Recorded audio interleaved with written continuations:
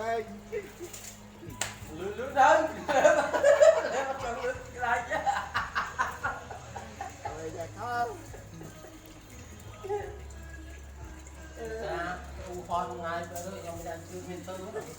con ta với đi trời ơi phải cái ơi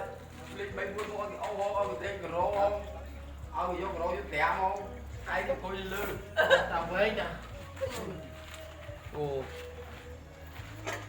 con phải họ vô họ từ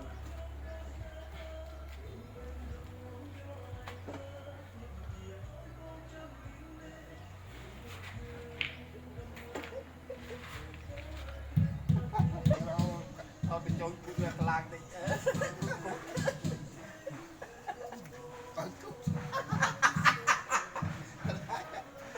ôi trời ơi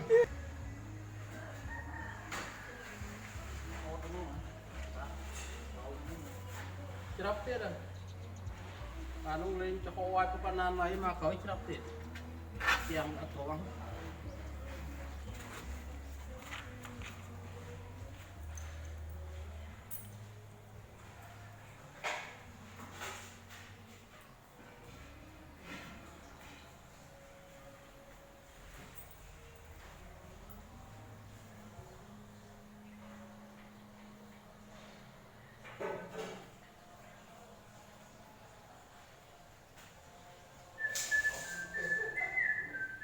chưa chọc đá rồi nhé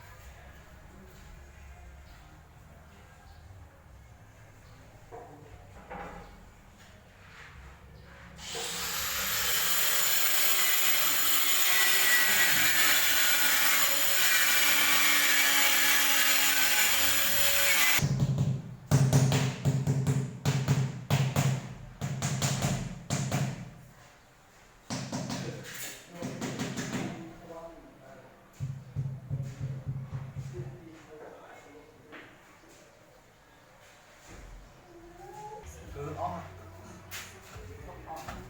cái mày lên như món món là tao món món